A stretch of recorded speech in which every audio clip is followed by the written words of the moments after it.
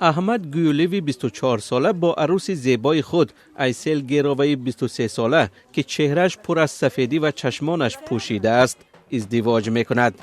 این طرز ازدواج رسم قدیمی اقلیت‌های قوم پامک پیروان دین اسلام در بلغارستان است. خانواده ایسل در دهه دوردست ریبناوای بلغارستان زندگی میکنند که سالها باز در 2 روز زمستان با چنین شیوه مراسم عروسی برگزار میکنند. در عهد شوروی که بلغارستان کشور سوسیالیستی بود این مراسم را منع کرده بودند، ولی بعد از فروپاشی نظام کمونیستی در سالهای 90 عصر گذشته آن دوباره احیا شد. یک بخش مهم عروسی در روز اول مراسم توی آرایش دادن چهره عروس است. در روز دوم با حضور خویش و تبار و اهل دهه مراسم رقص و بازی و بردن عروس به خانه داماد صورت میگیرد. نیت در آن است که عروس باید همیشه چنین زیبا باشد. وقتی که چشمان او پوشیده است ما به دستش آینه می‌دهیم.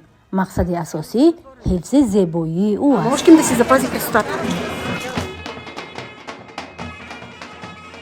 هنگام تجلیل از این مراسم در کوچه جوانان دست به دست هم به طور دوره شکل می رقصند.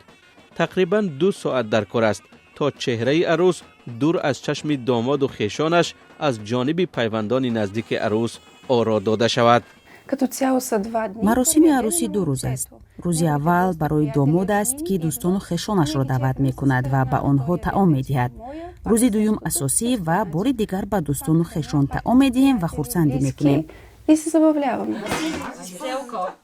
در روز توی ایسل گیرووا با چشمان پوشیده تا مکان لازم می رسد و با شوهر آیندهش وا می خورد. تنها زمان چشمانش را می کشاید که آنها را رسما نکاح می کنند و با هم زن و شوهر قانونی می شوند. سازمان جهانی حفظ اقلیت‌های ملی می گوید که اقلیت‌های پامک در گذشته مسیحی بودند و زمان هجوم ترک‌های عثمانی به این کشور دین اسلام را پذیرفتند ولی زبان و برخی عرف و عادت‌های خود را نگاه داشتند.